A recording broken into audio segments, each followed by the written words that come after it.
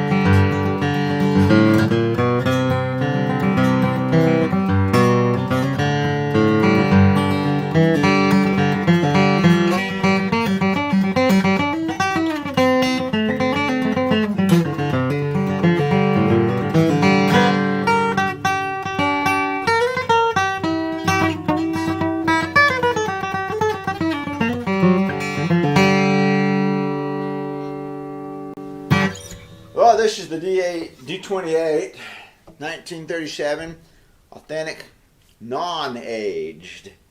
And this is actually a 2014 model, which makes it 2014 and 15. God, I gotta think back. Anyway, it's the 1 year that they made him with the non-VTS top and no aging, no nothing. This is the 1 year that they made him with no fancy extra stuff. So it does have a thicker finish than the aged does. The aged is, I believe, quite a bit thinner, 50% thinner. You know, the VTS is thinner than this one, and then the aged is even thinner than that one. And I forgot the exact proportions they drop, but it seems like it's a 30 and then another 30 or something like that. The aged is a considerably thinner finish. I don't notice it really looking at it, you know, because it's got the aged stuff on it. But that's the specs. That's the specs of it. So, anyway, you guys have seen this guitar many, many times. It's in every single one of my videos where I compare the D-28. And I always complain about the neck taper. You know, it's really thin down here and gets up to a really thick profile here. If you go back and look at my video where I compare this to the LSV, I put a chart in there that shows neck profiles, and you can see just how much of a taper it has. The funny thing is when I quit focusing on the neck and just play the dumb guitar, the issue kind of goes away. It's still not,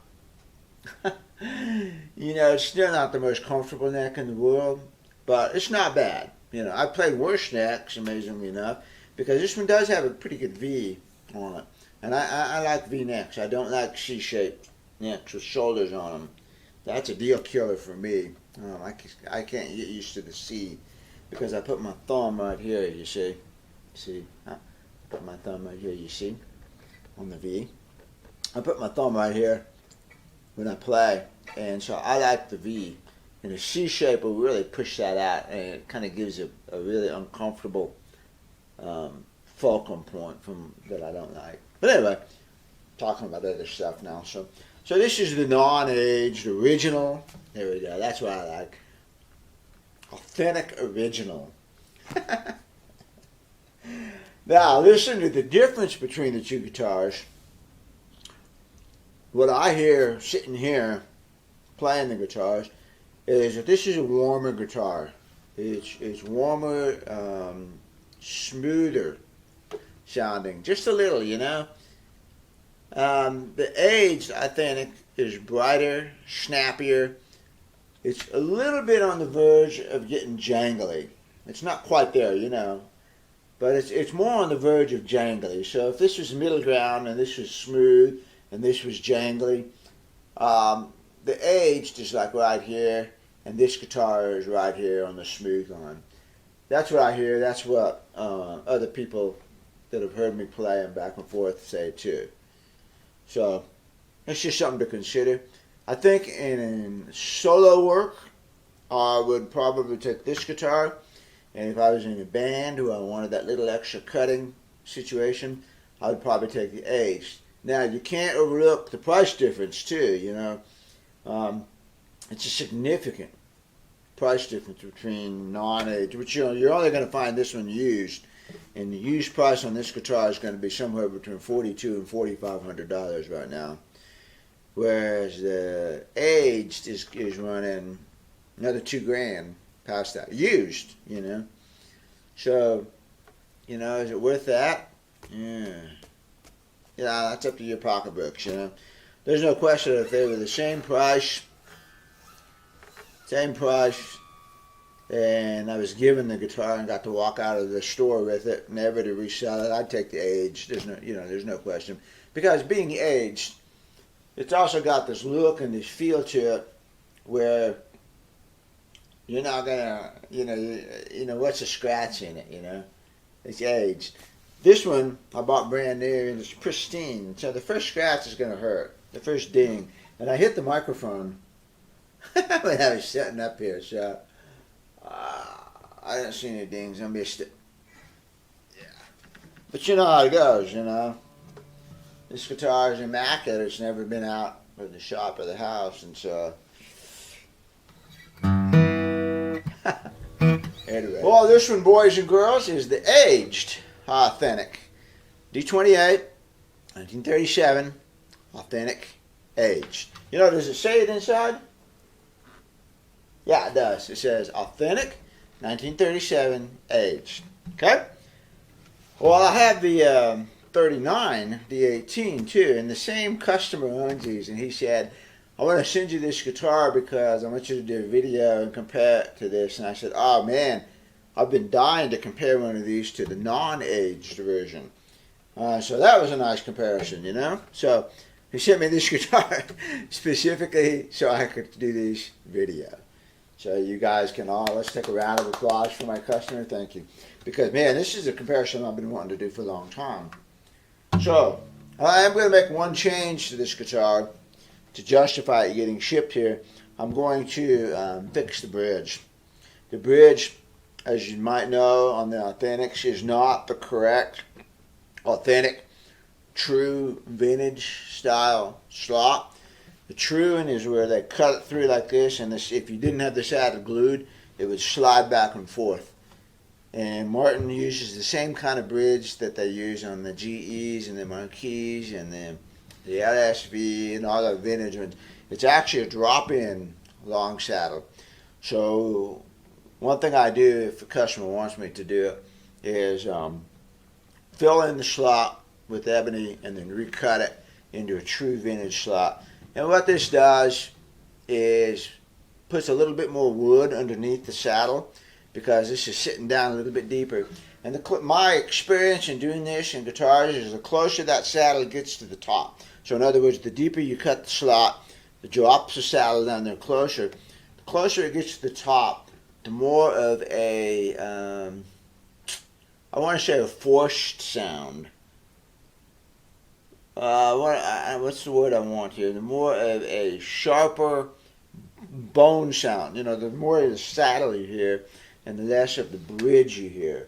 And I've done this on the same guitar many times. I mean, you know, where I started with a really super deep slot and I filled it in and I used the same bone saddle, only, you know, reshaped it and cut it down for that. Same guitar, same saddle, using the AB guitar, all that kind of thing. And what I found out was just a little bit more of the bridge sound, especially if you're talking about a Brazilian rosewood bridge. When you get a Brazilian rosewood bridge, you hear more of the Brazilian. You hear the wood. Anyway, so one thing I'm going to do, since it's sitting here, is I'm going to convert it to a true vintage style bridge. That's it. You know, it's already got a pickup in it too. So that's it. You know, the originality is out the door. We can do anything we want with this guitar. Now, you know what's funny? One thing that's funny is somebody tried to put a strap pin in right here on the wrong side of the guitar. I got to get the story on that. Did that come from the factory like that? Somebody tried to put a left-handed pin in there. Okay, anyway, first thing I noticed when I picked this guitar and played it, the neck didn't feel so bad. I swear, I thought they redesigned the neck. I really would have swore up and down that the taper was not as sharp. Then when I got the two guitars in my hand and compared them, I go, no, it's the same. And then I measured it. And it's the same. Maybe 5/1000 of an inch difference up here, which is, you know, they're hand carved, so, you know, there's your difference. But, God, I don't know. There's something with the feel of it. But when I first pulled it out, I thought, I swear it feels fatter up here and skinnier down here, like the taper's. The taper's there, but it's more even. Man, it fooled my hand. I don't know what the deal is. Maybe it's the finish, you know. Maybe you feel the wood more. I just don't know. But the neck is not as bad. It's actually pretty good. The other thing about this guitar, the action is perfect. Right, just a hair into 93/1000 of an inch. God, it plays great. You know, the relief is absolutely perfect. I get all these questions. What about the non-adjustable truss rod? Well, what about it? You know, if you start off with good relief, that relief is absolutely perfect. It's almost flat. Wow. And it's got lots of saddle. I think this is the first authentic I've seen that doesn't need a neck reset right out of the factory, or couldn't benefit from neck reset anyways. I mean, mine does. Mine's lower. My saddle is 20 thousandths of an inch lower.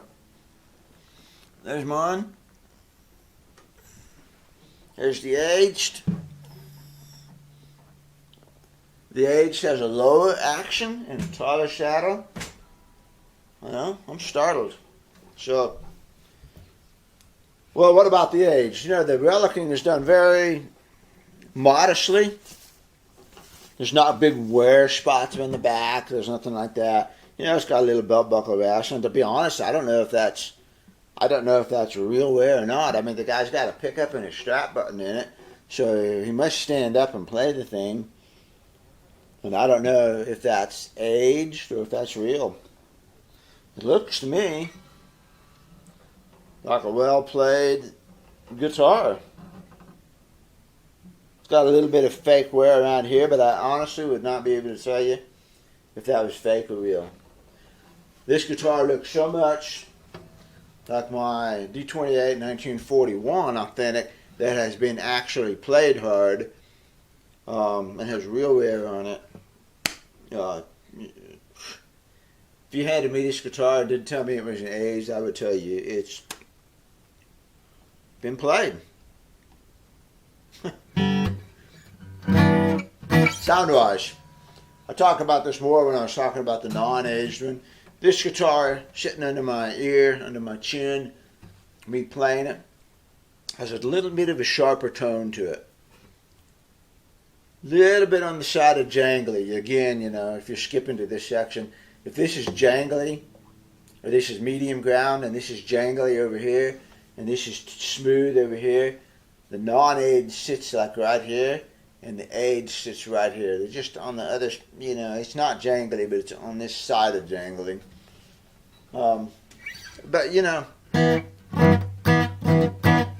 you learn to play the guitar, and that's one of the things that I would probably emphasize on this guitar is that mid-range punch that it's got. It's good.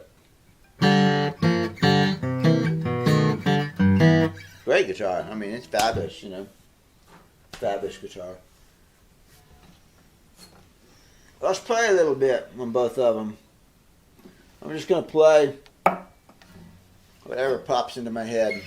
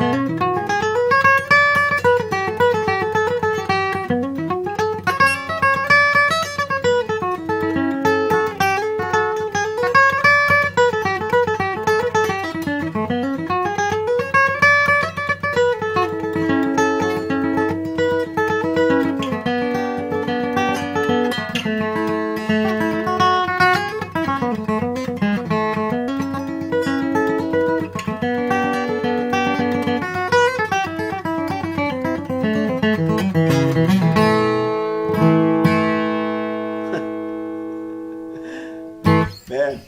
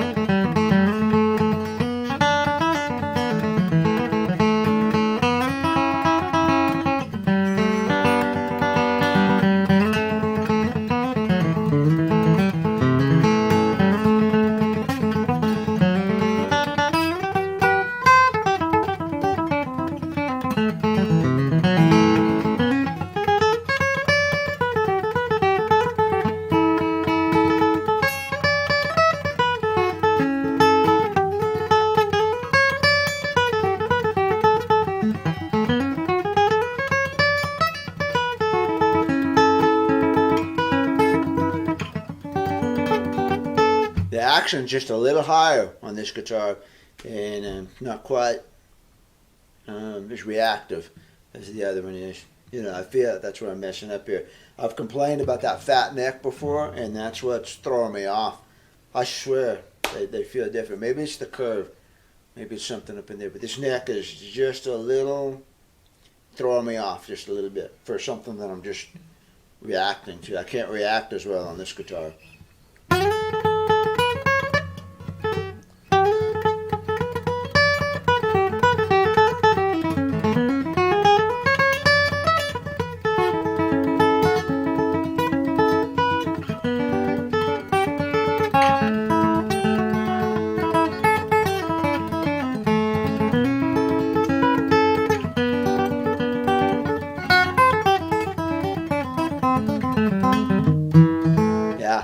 I can't react as well on this guitar, just a little, you know. And plus, after playing it for a minute, the back of the neck is sticky. I can see the sticky marks from my fingers on the back here.